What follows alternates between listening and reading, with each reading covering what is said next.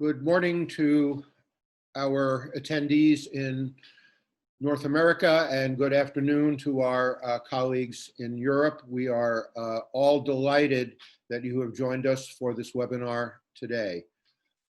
The theme of the webinar refers to a collaboration that developed from individuals in Italy, Spain, and the US who share a belief in the concept of learning health systems and the related belief that learning health system methods can lead to a global collaboration that can, in the immediate time, help address the global pandemic and in the future better prepare us for an inevitable next pandemic, whether it be a reemergence of coronavirus or some other infectious agent.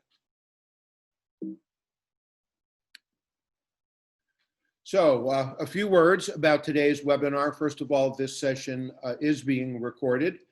There will be a recording available via email for all attendees and registrants down the road.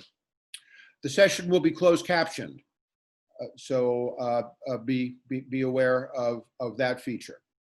We are hoping that, and in fact counting on, the participants posting questions for the presenters, and we will attempt to answer as many of them as possible.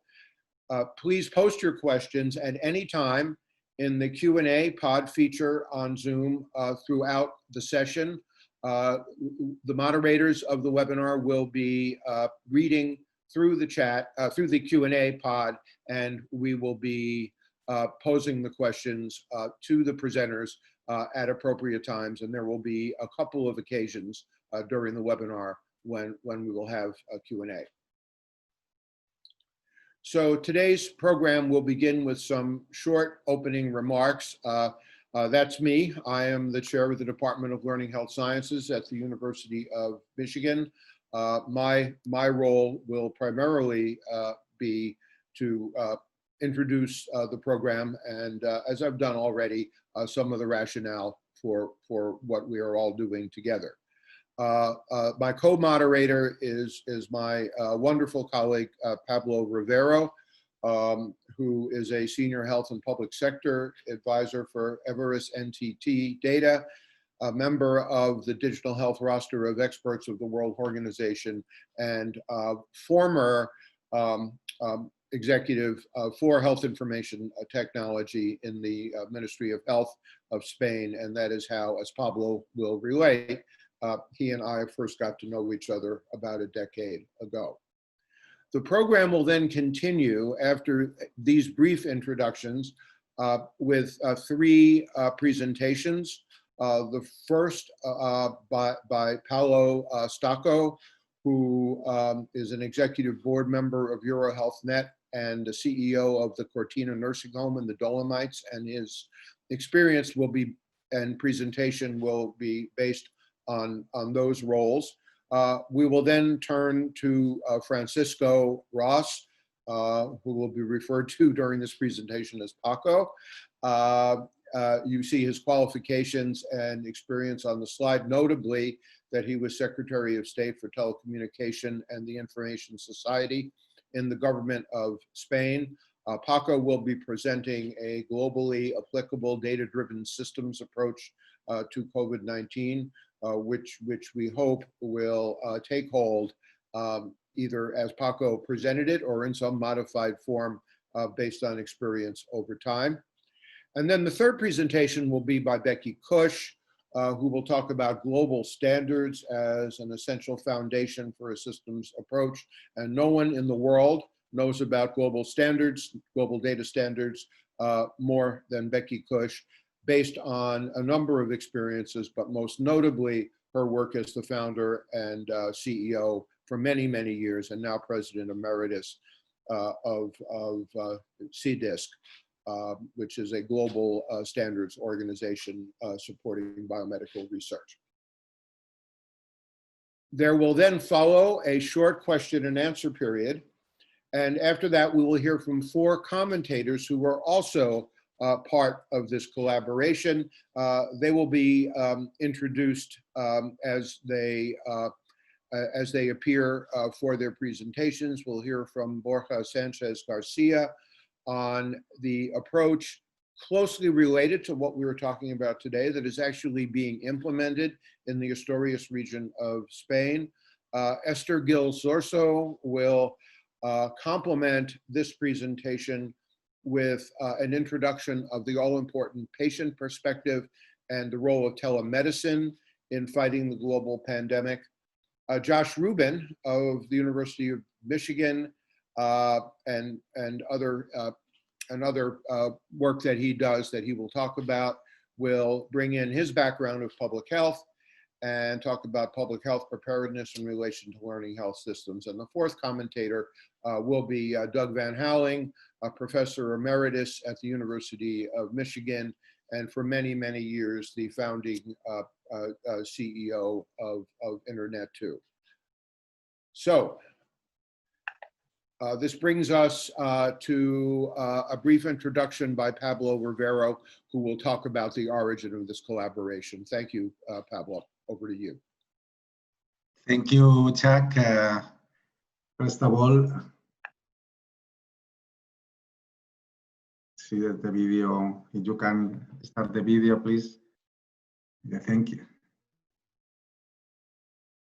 Okay, well, if you can start the video, is okay. Okay. So first of all, let me thank the. Okay, thank you. So first of all, let me thank the University of Michigan for organizing this webinar, and especially the Department of Learning Health Science and all the team who is supporting in a massive way this initiative. So as Chuck pointed out, this initiative, the origin of this collaboration of most of the members started 10 years ago when some of us were in different role. In that moment, 2010, you know perfectly, there were a situation in the 2 sides of the Atlantic where promote e-health, promoting electronic health record was a top priority for 2 administrations. One of them is the USA administration with clear political motivation in promoting electronic health record for President Obama, but additionally with strong support of the Office of the National Coordinator when Chuck Friedman was the Deputy National Coordinator of Information and Technology for Health in USA and the Chief Scientific Officer. At that time, I was Director General in Spain of Technology and Quality in the Ministry of Health. Other members of the group, like Esther Gil, was as well in the Ministry of Health. Paco Ros was in the Secretary of State of Telecommunications. So Chuck and the Spanish team, we realized that it was very important not to try to reinvent the wheel in every country, but to try to share knowledge, to create a common technology. So we promoted an initiative in terms of creating a common framework to analyze how to promote with a standardized approach in the 2 sides of the Atlantic, the e-health and the electronic health records. So a memorandum of understanding was signed in December of 2010 between the Secretary of Health of USA, Kathleen Sebelius, and the Vice President of the European Commission, Neelie Kroes. So that was the idea of creating this international framework, which is still working. So please, next slide. So we keep in contact from the scientific and technological point of view, but in 2010, 2020, a big challenge appeared, which is, you know perfectly, the COVID-19 pandemic. So in Spain and Italy, in February or March, when we started to have serious problems with the first wave, with relatively good clinical response from the point of view of hospitals and the healthcare networks. But some people, we think that it was needed more comprehensive approach to avoid silos and to promote multidisciplinary collaboration. So in Spain and Italy, we created a group with people with experience in different backgrounds, technology, social care, healthcare, innovation in public administration, science, and we defined 4 areas of intervention. First one was to create a comprehensive set of indicators for pandemic control. This area was led by the former Secretary of Health of Spain, Pepe Martinez Olmos, who is a member of the group as well. The second one is the strategic approach for data and information management area, which is led by Francisco Ros, Paco Ros, one of the presenters of this webinar. The third one was the new processes and methodologies for techno-assistance, both for COVID patients and not COVID patients, led by Esther Hill, another of the presenters. And of course, innovation for nursing homes. So 4 areas of intervention were to learn about the best experiences and to share the knowledge was very important. So we contacted again with Chuck Friedman and the team of USA, and we are promoting an international collaboration based in the wonderful methodology of the learning cycle created by the Learning Health Science Department and the Learning Health community in terms of facing together the common trends, the common challenges we have in our different countries, and to promote this transatlantic collaboration. We are moving forward in different aspects. We are creating an action plan. We are creating scientific papers. And the will is to continue collaboration because we have a lot of challenges ahead of us. So this is my introduction, and moving forward, following the program, let me introduce the first presenter, who is Paolo Stocco. Paolo is an Italian friend with an impressive career in both in healthcare area. He was Director General of one of the regions in the Veneto region in the north of Italy, the healthcare network. But additionally, he has an extraordinary career as well in the social care. And right now, Paolo is the CEO of a nursing home facility in the Dolomites region in the north of Italy. Additionally, Paolo, for years and years, he has been promoting networks of collaboration in Italy when he was in the board of the Italian Association of Hospitals at an international level, European level, at international level. So Paolo is the right person to be the first presenter. So please, Paolo, go ahead. Thank you very much, Pablo, for your kind introduction, and good morning, everyone. It's a great pleasure for me to participate in this webinar, and I would like to thank the organizer. Well, I have been asked to briefly introduce the Italian situation during the COVID-19 pandemic, and in particular to explain the consequences in the nursing homes. Let me say first that Italy is a country with 60 million of inhabitants, and there are 21 regions with autonomy regarding the public health. The next slide, please. Well, in this picture, you can see the facility built in typical old mountain style. And in general, in my country, there is a much demand for being included in the nursing home. And the quality of care is professional in a multidisciplinary perspective. On your right side, you can see some other pictures about the pet therapy activity, which is one of the many initiatives to promote the residents' well-being. The next slide, please. The pandemic factually has caused a dramatic change. Its rapid expansion has been like a black swan event. It has been unexpected, totally catastrophic, and unsolvable in the short term. We know that events such as a pandemic are inevitable, but we still haven't found a way to prevent them. The consequence can be very severe. The next slide, please. Very briefly, as you know, Italy was the first European country to be affected by COVID-19. And you can see colored in the dark pink that the pandemic was mainly widespread in the northern Italy. Actually, half of the fatalities occurred in the Lombardy region, which curiously, before the pandemic, was recognized as a territory with the best health system in Italy. And of course, now is very criticized.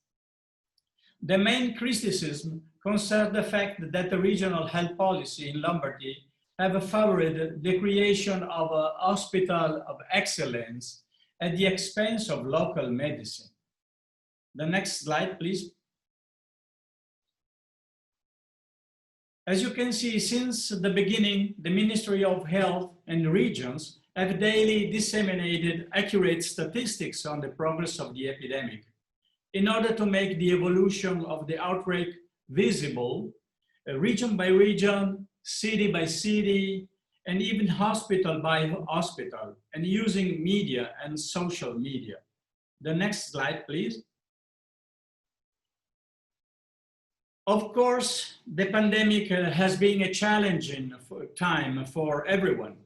But let me say that it was quite disturbing that the warning issued by the Italian health authorities have been greatly underestimated in the first phase of the pandemic. The statistics show that COVID-19 had a highly tragic impact on nursing homes. And for me, mostly for the following reasons. Residents are very old, need constant care, and suffer multi-pathology with a weak immune system. And the second, the architecture of these residences has been designed to promote coexistence for socialization, which is actively encouraged to maintain a relationship and a social life, a group social life through the group activities. The third is that the residents live a life in common. They share the same spaces, interact with the same professionals, and eat or watch the TV together. And the fourth one, that the virus spreads very easily, and the carrier may be asymptomatic and go unnoticed. In the vast majority of the cases, a staff member or a visitor from outside carried the infection into the nursing homes, as it was in the case of my facility. Also, many members of the staff were infected. Critical issues were definitely staff unpreparedness. The next slide, please. What were the main difficulties? In a multiple choice survey about Italian nursing homes concerning the main critical issues encountered, the most common answers were the lack of personal protective equipment, the absence of health personnel, the staff had difficulties in isolating residents, the inability to have PCR tests performed, and the delays in the executions and response. Another concerns was the shortage of information received about the procedures to contain the infection. The next slide, please. In this slide, you can see on your left, I took the picture myself, the board of the program of leisure activities that took place during the month of January this year. As you can see, we normally used to celebrate birthdays, anniversary, or even the village choir or the village band often come for offer a show and so on. Of course, during the pandemic, all activities was necessarily suspended, as you can see on your right, as well the visits from relatives and friends. And well, it was very tragic period because this lockdown, this isolation caused in many residents mental health issues, anxiety, or we have a refusing of eat or to take the medicine and other depressive symptoms. There is no doubt that the main lesson learned from COVID-19 relates to the necessity of reorganize, innovate, and upgrade residential care models for the elderly. The next slide, please. At the time when the health authorities are reflecting on the future of nursing homes, the question is how to raise the level of safety without undermining the residents' quality of life, their relationship, their sociality, and their moment of serenity. This tragedy must turn into an opportunity for change through decisive innovation processes involving from 3 dimensions. The first aspect concerns an innovative organization requirement for qualified staff trained in the prevention, especially for communicable disease, and an increased presence of nursing and medical staff. And for me, it's important also to identify the chain of responsibility and a better governance in critical situations. Access to rooms should be restricted, except in extremely serious situations. And also the nursing homes need to have adequate stocks of ready-to-use of personal protective equipment. And of course, greater care needs to be given to maintain high standard of hygiene and cleanliness. The second and most problematic aspects concern the need for structural and architectural adaptation of this facility.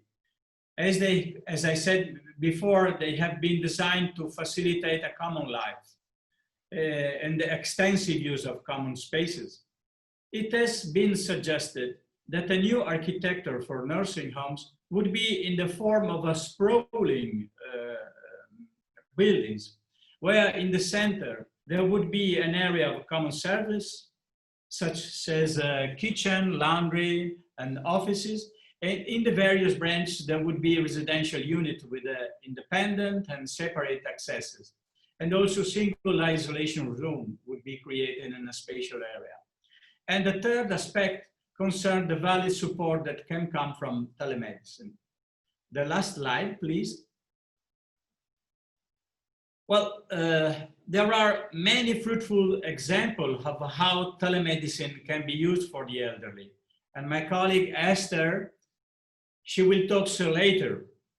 It is most important for me to create a model that responds consistently to the set of needs that may arise in the specific setting of a nursing home. And all of these innovations can offer a better quality of life with a greater security, and also enable to continue to offer quality care to other people who need a protective setting. Well, that's all for the moment, and I hope that this brief consideration can be useful and stimulate a debate. Thank you for your attention.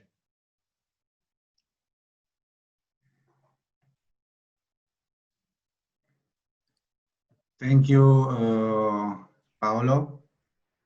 Well, there's technical support. If you can start my video, let me remember the audience to put your questions in the system. This way we can create a more interactive discussion, not only with these very interesting presentations, but additionally having very good interaction with the audience and the virtual attendees. So let me move to the next presenter, who is Francisco Ros, Paco Ros. Paco has a PhD from the MIT in electrical engineering and computer sciences. He was for 10 years Secretary of State of Telecommunication and Information Society in the government in Spain. But additionally, he had an extraordinary career as well in the private sector, in different promoting new companies or having executive positions in big companies. So I remember when we created the group in Spain and Europe, Paco told us that, but I'm not a health expert. What could be my contribution? So we put him a big challenge, which was to create a comprehensive approach for the information system with the very important mission of creating a block diagram, a very integrated scheme to avoid silos. So most of you, or all of you, you are expert audience, you know that the most important thing in the healthcare sector is to avoid silos of information. So this is the proposal of Paco, who created an impressive block diagram regarding this big challenge. So please, Paco, go ahead. Okay, thank you very much, Pablo, and thank you very much, all of you, for this introduction. Let me start by sharing these slides with you. And I want to begin, with this picture, which is Madrid during the lockdown days. And here we see a very quiet city, very different from the very vivid life of Madrid that we were enjoying until some months ago. Paulo Stocco has talked to us about the importance of elderly people in nursing homes in terms of how much they have been affected by the infection and by the pandemic. Clearly, elderly people in nursing homes is a very critical group for COVID, both suffering and the spread of infection.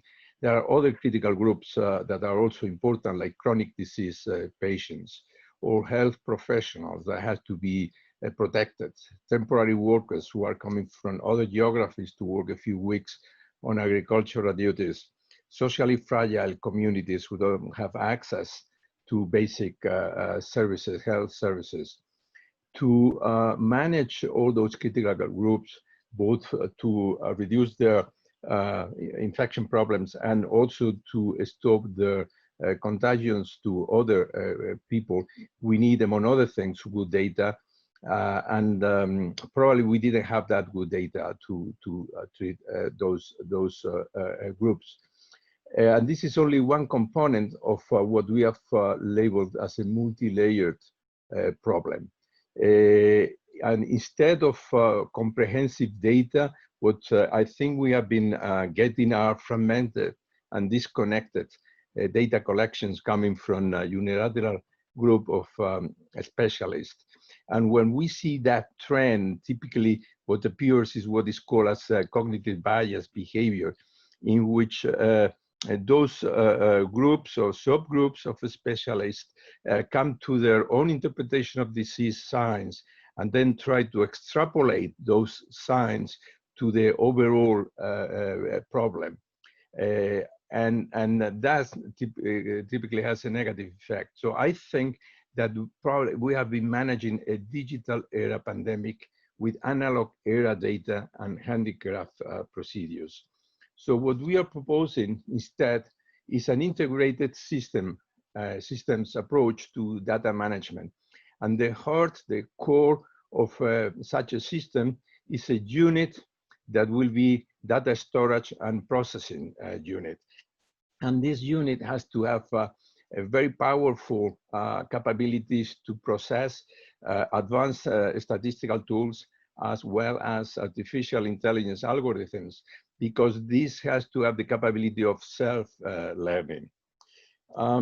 What is this data going to have their, unit going to get the data? Well, from COVID tests, from contact tracing, from COVID incidents and hospitals and telemedicine. The arrows in blue show the flow of data. I want to emphasize the fact that I have decided to get an insulated our own box for contact tracing, because more and more we are seeing that contact tracing is becoming a key element for the control of this pandemic. This data has to be managed by a group of experts. And here we are presenting a group of experts that should be a multidisciplinary group, where there will be integration of views from different angles. And thus they will make a selection of indicators, and they will have control panels with threshold that will help them to make the decision. And what do we mean by indicators? Well, here I have made just a short list of what could be a component of a larger list of indicators. And I have made just for a simple taxonomy for the sake of better understanding the indicators. We have some clinic-related indicators, that the number of cases by age group that will require hospitalization or intensive care services. Others are going to be more territory-related, like this first one that will show the geographical origin of cases to adjust the need for mobility control and contact tracing. Other will be more health system related, and that will be number of cases by age group the health system can absorb without underscoring normal demand. You see there are more and other that are not highlighted here.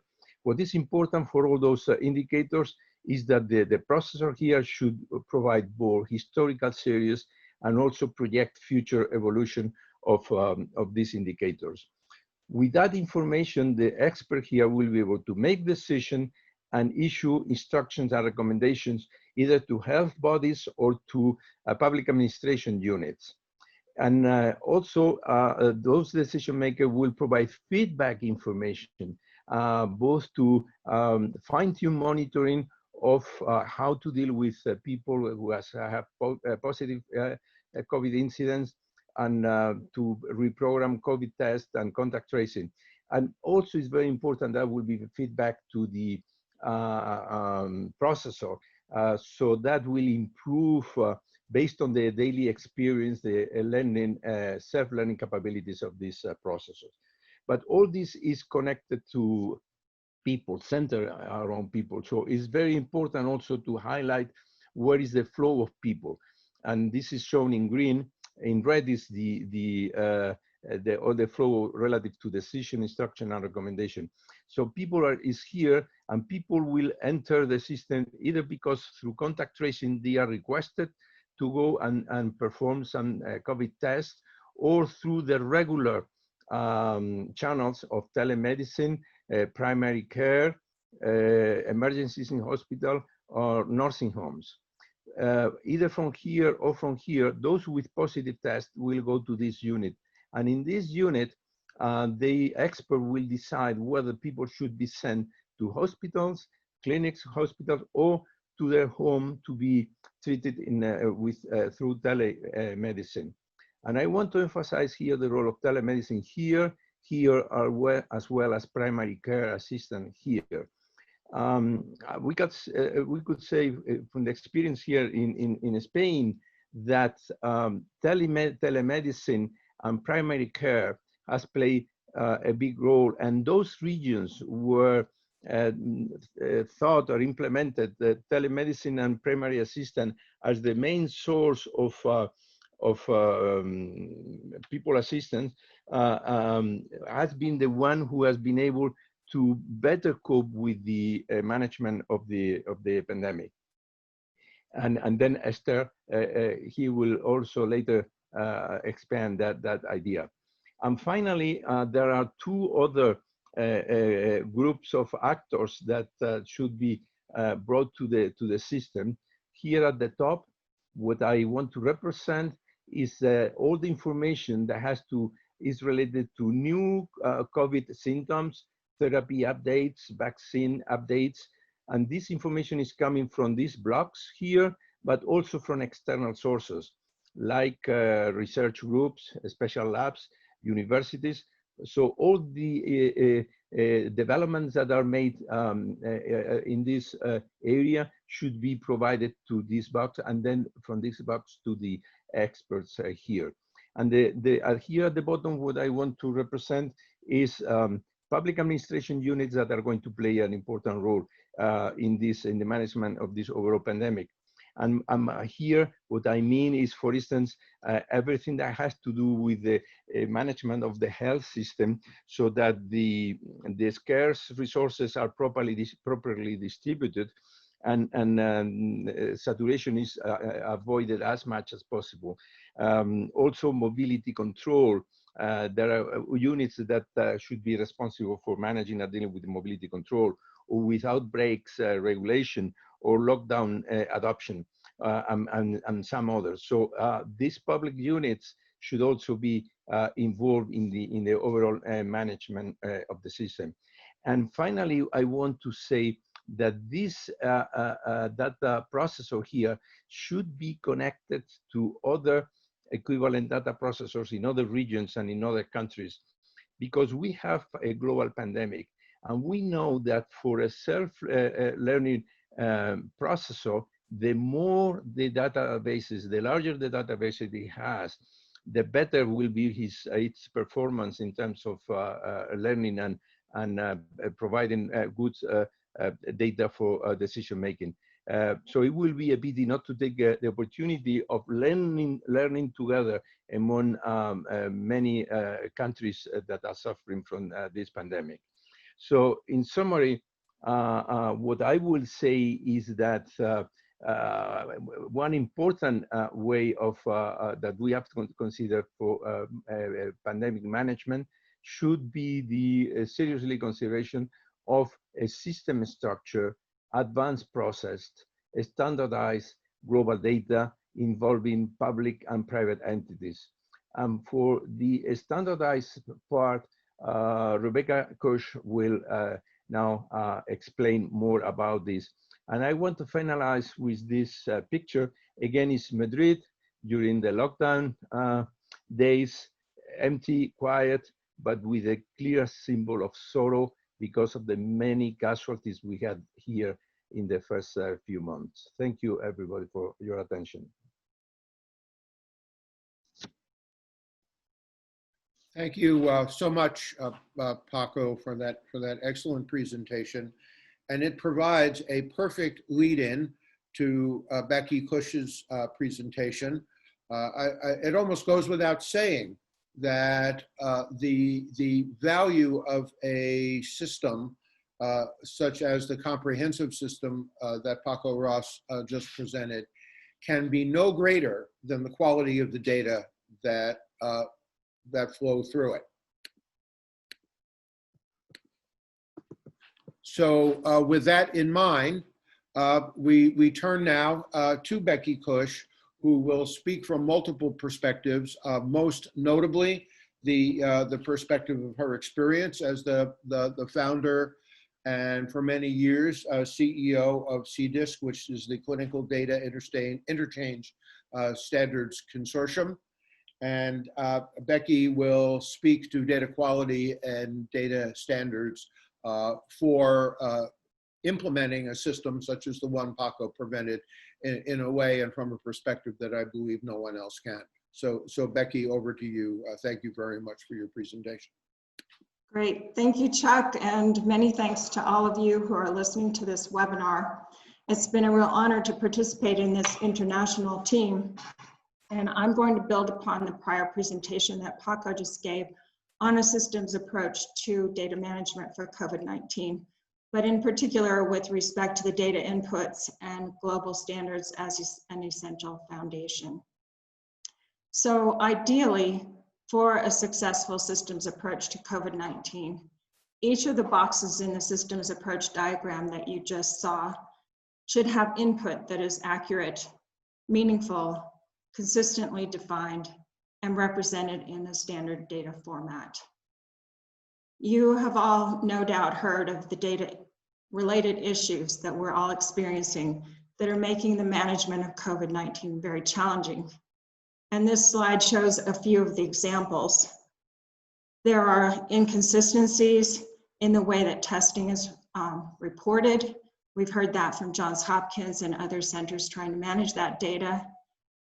There are models that are only as good as and accurate as the underlying data.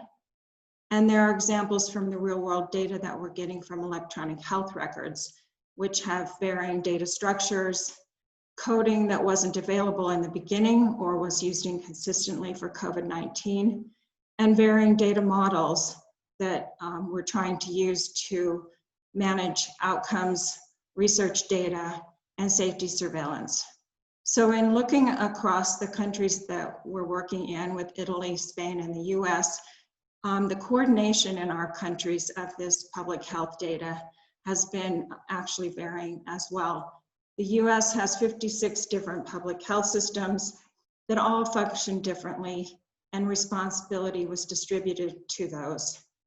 In Spain, there are 17 different regions, and a national approach was put in place for 3 months. There's now a regional approach. Italy, as you heard Paolo talk about, has different regions. However, during the pandemic, a national approach was instituted, and this is actually still in place there. Just in July, this month alone, we've seen a number of different publications that have talked about the value of standards for managing a pandemic. The New York Times reported on a broken data system that sends incomplete results in formats that cannot easily be used. And many of these are actually still using fax machines that are rudimentary. A report by Resolve to Save Lives, which is posted on preventepidemics.org, found that there are actually very critical gaps in the availability of the information that's necessary to track and control COVID-19. And Protocol reported the COVID-19 crisis laid bare all the ways that EHRs have fallen short. There are many root causes, but one of them is the lack of uniform standards for how data are entered into EHRs to begin with. So just to be clear about what I'm talking about with respect to data standards, this is an example that FDA experienced in the early 2000s when Congress asked them to how many women participate in clinical trials, which sounds like an easy question, but it really wasn't, because they found that each study and multiple studies amongst a given submission reported this differently. In different files, they called it sex or gender. They used M and F or 0 and 1 or 1 and 2. And what was seemingly a simple question became very difficult to answer. So without standard codes or metadata, even the simple question becomes difficult, if not impossible. So this slide shows some of the things that happened after this experience with FDA, and the fact that FDA spent time understanding disparate data that they needed to understand within a given new drug application was taking them 6 months just to look at what they received and how to understand the data, because it varied across studies within a given submission. So this led them to encourage and work as liaisons with global standards development for clinical research. And this slide summarizes that very briefly, the history of a collaborative global effort to develop a suite of foundational standards to support protocol through data collection, tabulation, and analysis of clinical research results. And these data standards are actually now required by FDA for submissions, as well as by Japan's PMDA and other regulators. But to complement these foundational standards, which are core standards that are common across all clinical trials, there was an effort to create a set of therapeutic area specific standards. And this was led through the Coalition for Accelerating Standards and Therapies, which was a large group that was global and involved a number of people. And one of the therapeutic area standards that was developed was actually for Ebola. And I'll talk about that more in the next slides. But the terminology to support these standards is openly available through the National Cancer Institute's Enterprise Vocabulary Services. And later, the Learning Health Community, which was founded in 2012, had an initiative called Essential Standards to Enable Learning. And this interest continues today to resolve one of the links that we feel is weak in the learning health cycle that Pablo showed you. And this is really to use electronic health data directly for research. And we'll be having a symposium about that in August. So if any of you are interested in that, let us know and we can get you an invitation to that initiative. This slide just emphasizes that when you have data standards and you use them from the very beginning, they can actually help initiate a research study from 70 to 90% faster if they're used at the beginning, and 60% of the overall timeline. This was a study done in 2007 by Gartner. So building on the Ebola experience, these are some quotes from Dr.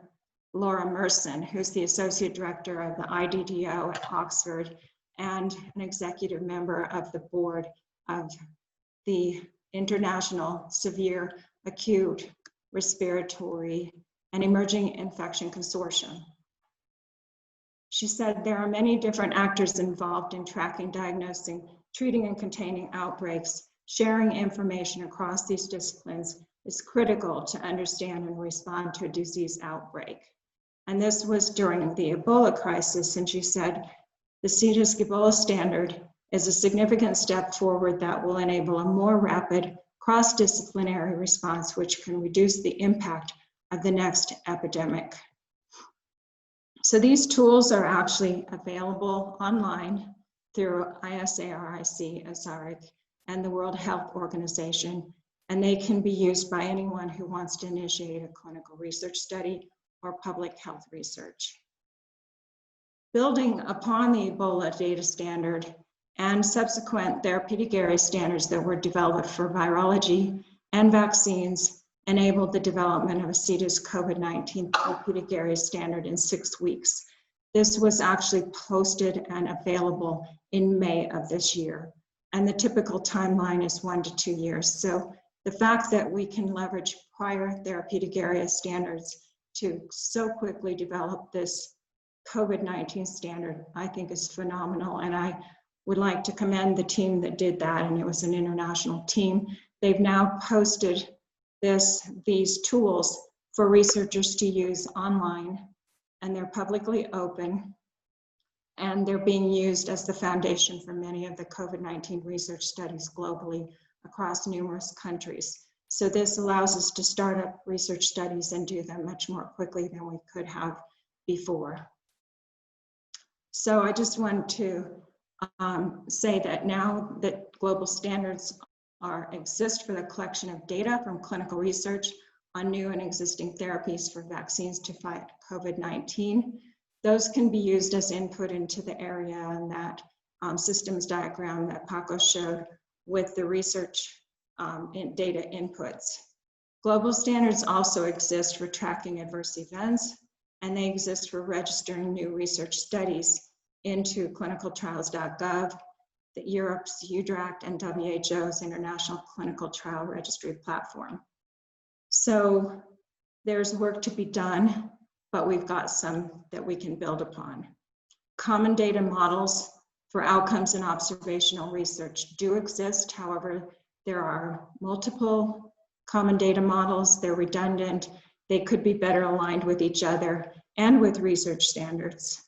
And we identified some other areas of opportunity for developing global consensus-based standards, taking the lead from what's been done in research to support a complete systems approach for COVID-19. And some of these that we identified are reporting test results and laboratory results, reporting data from electronic health records for public health, contact tracing and mobility, and there are others, I'm sure. But they are essential to a successful systems approach to managing a pandemic. They are most valuable when they're widely adopted and consistently implemented, especially when they're implemented from the beginning. And we proceeded to do another assessment of the data standards by use case and purpose, and a list of the indicators like Paco showed you to support the systems approach. So this was part of our team's effort. I'm sure you can't read all this fine font, but I just wanted to show you an example of the table that we put together. And this is just an excerpt. So this shows you a category of test kits or testing, laboratories, contact tracing. And this shows the standards that we identified in Spain, Italy, and the United States, and opportunities for further global standards development.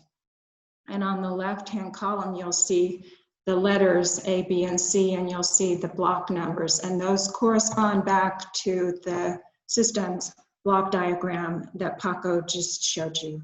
So with that, I'm going to close and turn the floor back over to our esteemed moderators. Thank you. Well, thank you so much, Becky. This was just an extraordinary presentation, and an excellent complement to the presentations that preceded. We have a few minutes for questions, and I'm delighted to see that we have some questions that are excellent, and I don't think we're going to be able to get through all of them now, but let's begin with some. Juan Cerdeno has asked Paco a very important question. Will the data in your block diagram be accessed or accessible to the general public? Okay. Can you hear me? Yes, but we can't see you. Turn your camera on. Okay, yes, now. Well, thank you. This is a very good question. And that's a question that has to be solved by the experts. There are going to be data that probably are going to be very difficult to be understood by the plain people, but most of the data should be shared and should be presented in a way that will be easily understandable by people.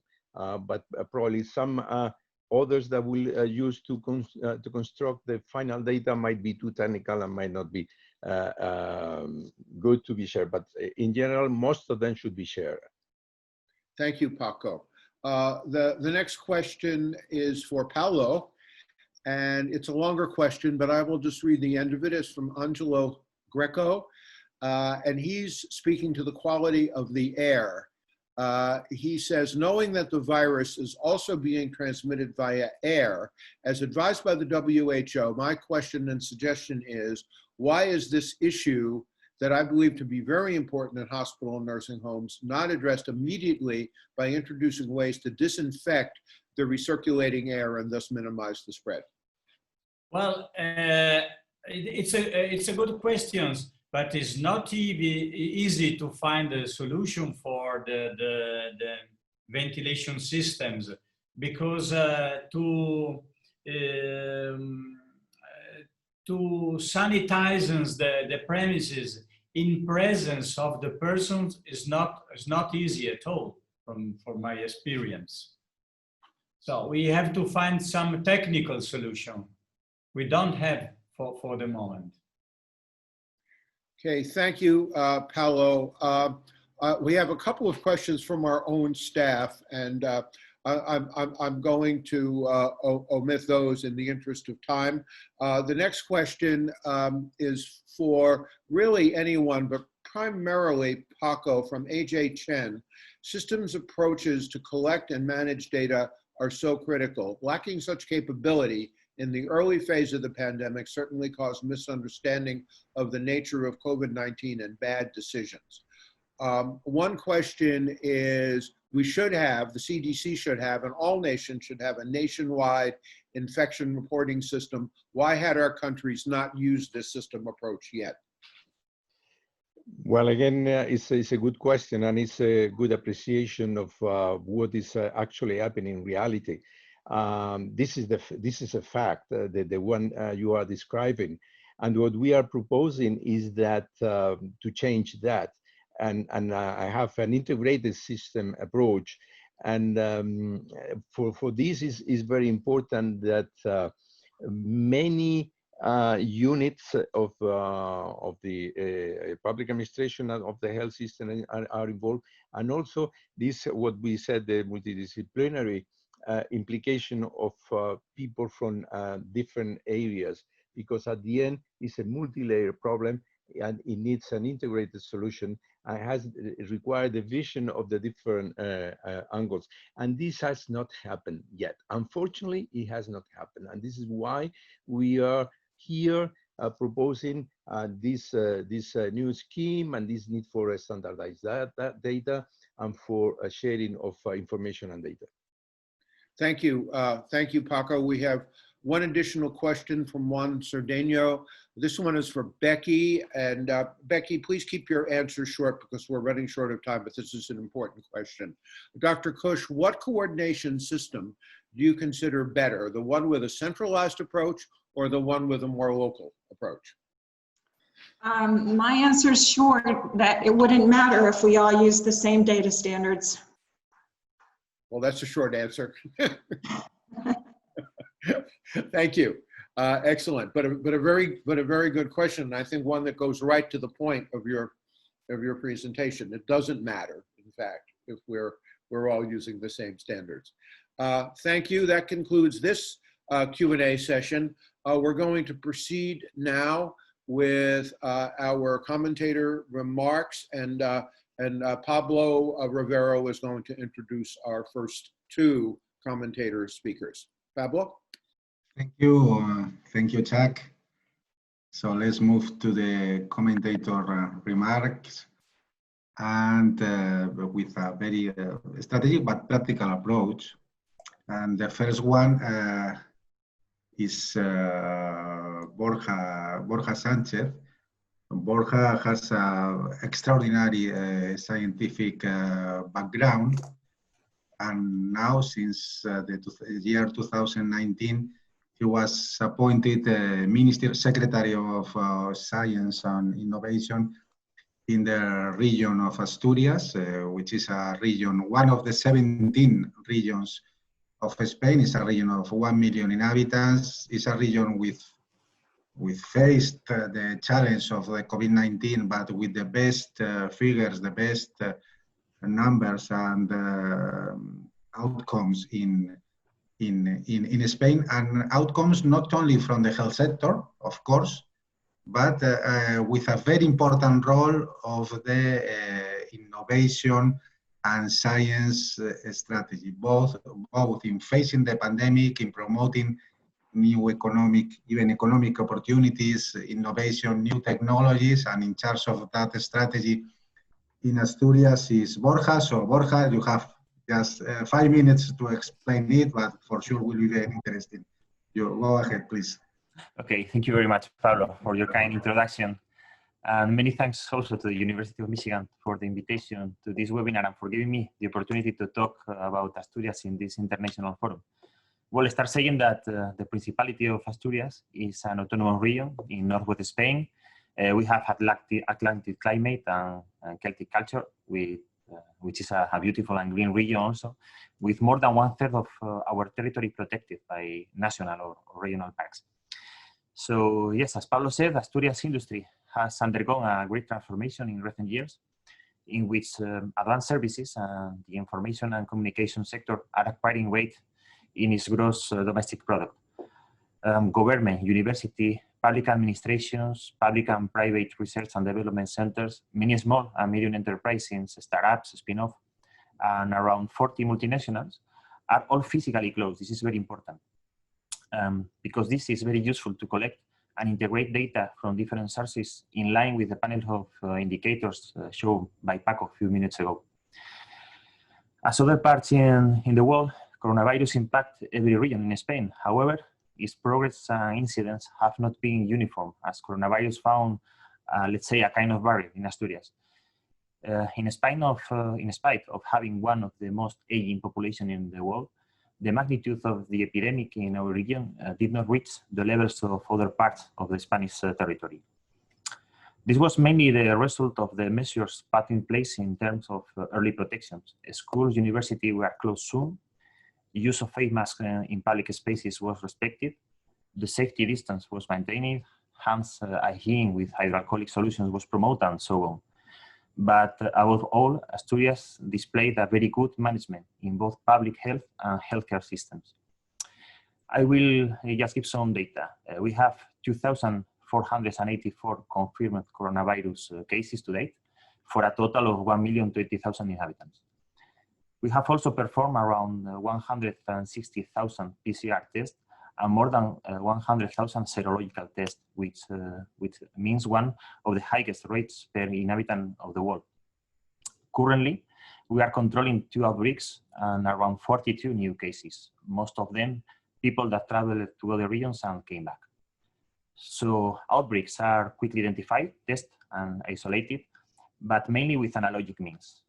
And as we want to anticipate a very likely second pandemic wave, we want to address a pilot program for contact tracing with a special focus on how personal data is collected, stored, anonymized, and used. I think that information technology is definitively a tool that must help to control pandemics. This one, and perhaps other that will arrive in the future, but not at any cost. I think that there are still many concerns about data collection, standards, ethics, and individual data privacy that hampers its global use. But also, I also think that risks associated to these concerns can be identified and minimized implementing pilot programs in controlled environments, such as Asturias. And you will say, why Asturias? Well, I think this is very easy to explain, because the size of the region, we are 1,020,000 inhabitants, its epidemiological situation, the opportunities associated to green and digital transformation of the industry, the existence of a strong and growing public and private technological ecosystem, and the possibility to coordinate and integrate all data sources with the political leadership and the proximity of the Asturias government to the different agents and stakeholders. And trust me, this is integrate this data is not an easy task, even in Asturias. Okay, and this is it. I believe these are enough reasons to make this small Spanish region suitable for such pilot programs. I think that if successful, they can scale up and share with other regions of the world. Many thanks for your attention. Thank you, Borja. And as you said perfectly, that is important to have technical skills in the region. It's important to have as well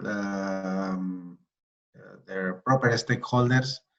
But one of the most important things, and we pointed out at the beginning of when we were referring to 2010 collaboration, is the political leadership. And in Asturias, there is a new president of the region with clear political leadership in trying to promoting health, but additionally to promote innovation as a tool to protect health, but additionally to give another opportunity for economic growth to the region, a more sustainable growth. And Borja is a key person in the Asturias government in promoting this mandate of the president. So I will sure that Asturias will succeed in facing the challenge, which is not easy for anyone. So challenge, which is not just a strategic thing, which is very important, the strategic approach, but the most important thing are the people. The most important thing are the patients. And the next presenter is a person who has been involved both in management at the highest level, in the Ministry of Health of Spain, in the being senior advisor of the president of some regions of Spain, and working at international level in different organizations, but additionally combining this strategic and management approach with taking care of the patients in a face-to-face or a virtual virtual face. And this person is Esther Hill. Esther, over the last 3 months, he has been being involved in different strategic initiatives with treating and taking care of patients, especially with severe chronic conditions. So she will speak about this combination of, okay, this is very important to have information systems. It's crucial to avoid silos, but the most important thing is the patient. So what is the role of the patient? What is the need of the patient in this with telemonitoring, with new ways of treating the patient in this challenge that we are facing? Please, Esther, go ahead. Okay, thank you to everyone. First of all, let me say thanks to the University of Michigan and all of the speakers and panelists to participate with you. And thank you, give me this opportunity, but at the same time, you put a lot of pressure about my presentation in terms of the telemedicine and the patient. And I try to summarize a little bit of all this complex concept, because all of us know that telecommunication technology can provide or support healthcare delivery across the time or distance, expand the access, facilitate exchange of information, and deliver care and in alternative formats. For example, remote patient monitoring or help in the intensive care units, allow care for critical patient at distance. But from now, we are living in a different moment, because we seen on the past that telemedicine was a tool, but now we are talking about the telemedicine is not exactly the tool, it's more than that. We are talking about the new perspective, a new model, a new approach of care with patient and the family, and the new communication between healthcare professional and family. All changed, all the things are changing at the COVID-19. That's why we needed a new definition, and for that reason, some people talk about the telehealth, other people talk about the telemedicine or e-health. There is more and more words, because all are treating or are trying to find the right word for this base definition, for this base reality. Looking for the Centers for Disease Control and Prevention report, they are not talking about the names, about the definition, but they are talking, for example, about the modalities. And we can see the teleconference, telemedicine, a lot of things. It depends on what and when we are using and how we are using. We could talk about the telehealth in synchronous, that is phone or audio video, asynchronous or remote patient monitoring. I don't like to use this time to talk about that, but just I try to translate to you how complex is the concept when we are talking about the technologies and health, or technologies and telemedicine. Another important thing is if we have evidence and nodes today, in order to give the recommendation or to advise to the professional how to use it. The question is that we have a large body of research when we are talking about in remote monitoring, communicating and counseling, or providing, for example, psychotherapy as part of behavioral health. But all this evidence we get from the studies that are using the telemedicine or the telehealth, use it to replace sending a patient for in-person visit and specialist. But in the current pandemic, telehealth consultation have the added advantage of supporting physical distancing while enabling the efficient use of physicians and other healthcare providers when availability is even more restricted. The outpatient telehealth, of course, give the benefits for the patient in terms of avoid the hospital admission. But now also I have personal experience on how this system improved the outcomes in terms of clinical outcomes. For example, we could say that in Daraveris area, just to use the follow-up, weekly follow-up that I did during 3 months, improves at least 1 point hemoglobin A1C compared with the traditional consultation. But of course, the telehealth has limitation, not only in terms of regulatory, or for example, some people need to attend to the hospitals, or the need to address sensitive topics. Sometimes the privacy of people feel not very comfortable using technologies for some terms, for example, some situation, or for example, not all people are ready to use the technology advices, and also not every healthcare professional teams and patients feel okay with this or have the good access to the technology. Of course, the cultural acceptance of conducting virtual visit of in-person visit by healthcare professional and patient. The range of the application, summarizing, that's we are in the different contexts, and we have evidence for the pre-COVID telehealth or telemedicine, but the current environment and expectation and goals of both patient and providers are very different, making likely outcomes will be different. That means that we need to use all this information, but for example, we suggest that the new research and the research evidence about the telehealth will be more useful for practice and policy decision if the data and studies were better. For example, Paolo talked about the nursing home, how useful it could be if we have experience about the use, how to use this telehealth or telemedicine in nursing homes. And of course, I have some recommendation about how to orient this future research in terms of the clear, defined telehealth intervention and context. And for example, select appropriate outcomes, clinical important, and link it up to the intervention, because sometimes we do all this research more focused in it's more easy or about another characteristics. And just to jump to the Spanish situation, last one reflection is one paper from the Atención Primaria Society, Primary Healthcare Society, that is talking about the telemedicine during the coronavirus epidemic. It has been the doctor's first line of defense to slow the spread of the coronavirus, keeping social distance and providing services.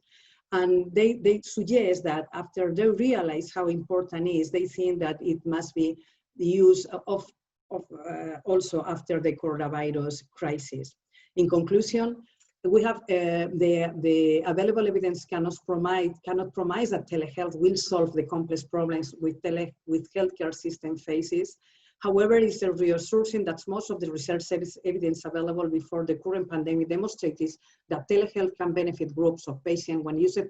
Telehealth can expand critical care, speed emergency care decision, replace much face-to-face care, which now has an added benefit of reducing exposure for investment.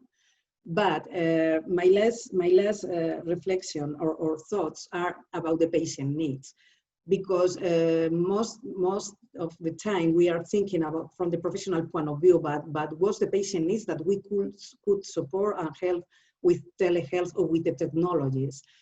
I summarize in three areas. In the health area, of course, the technologies are very important in diagnosis, treatment, follow-up, and education.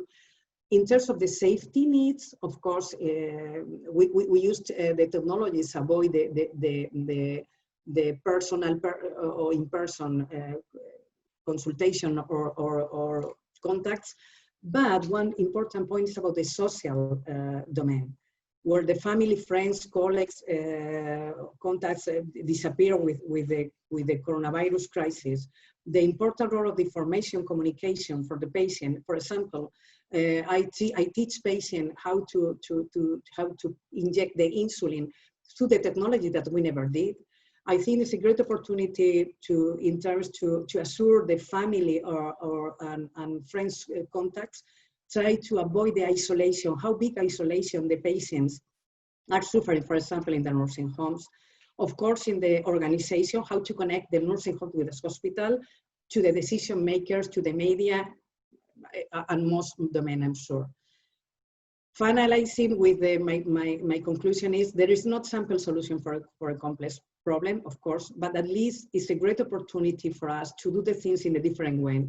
The question is, are we ready, and what we need to change in our mind, in our clinical day, and our daily life in terms to adapt these new technologies in this new reality.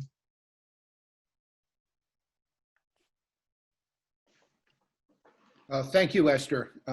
Thank you for those remarks. Don't forget, folks, we will have a bit of time for questions and answers at the end. So please enter them into the Q&A box. We have a few more questions that have come in.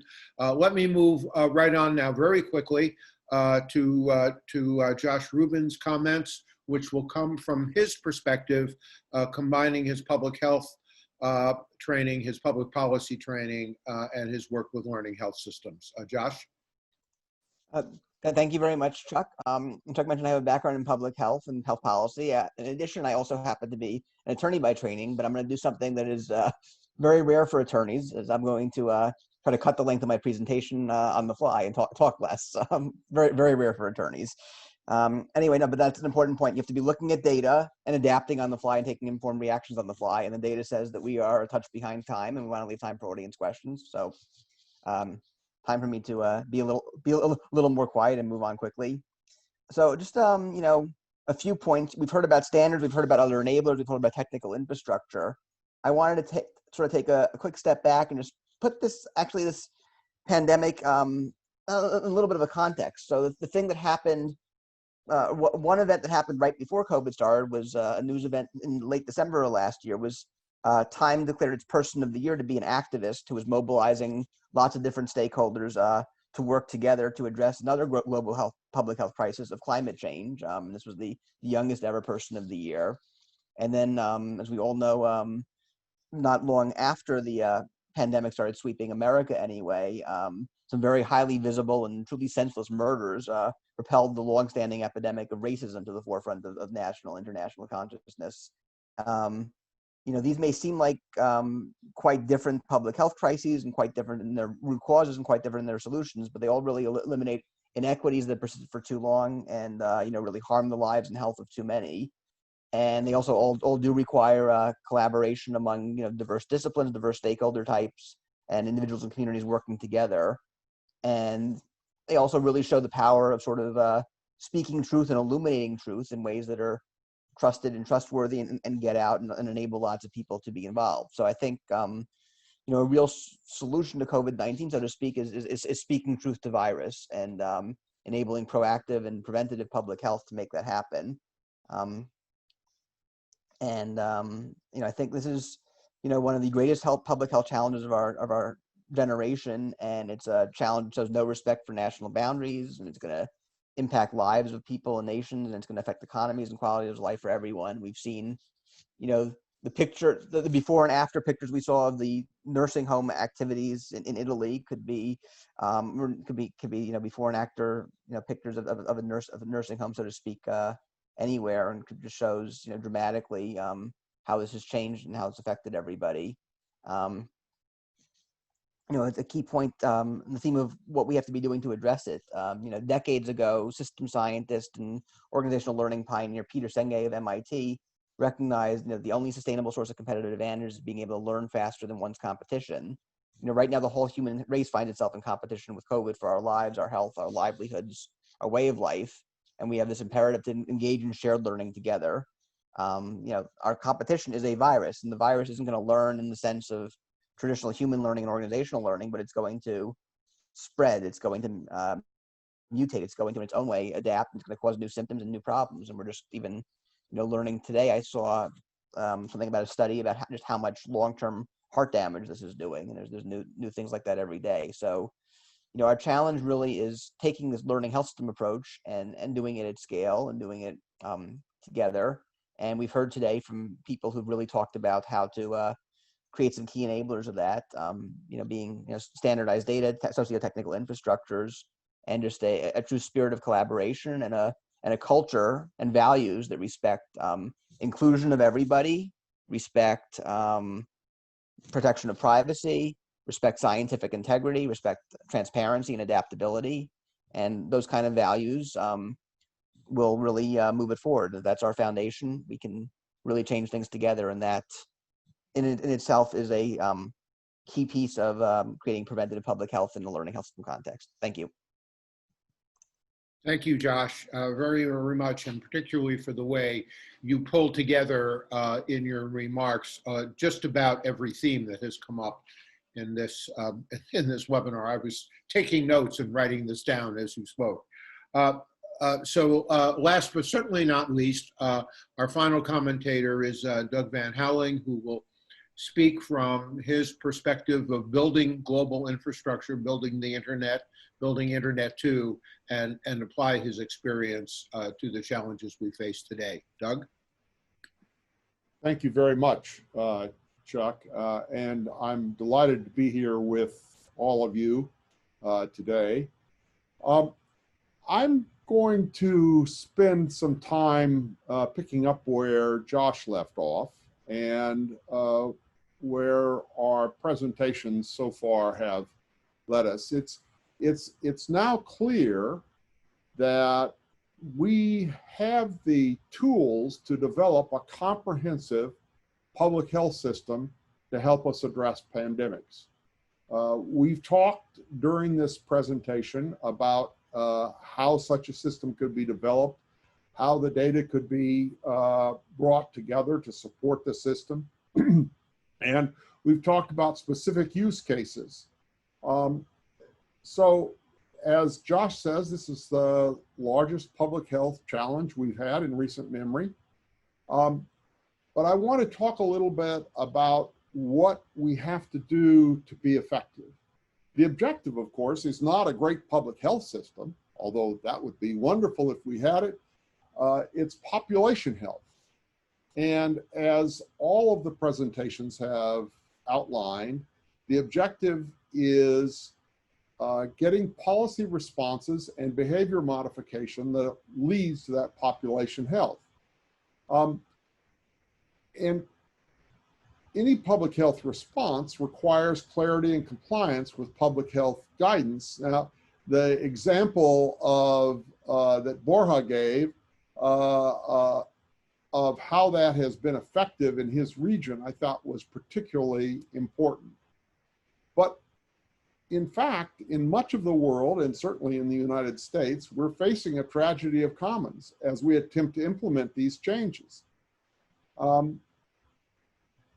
Public health is population health is actually a common good.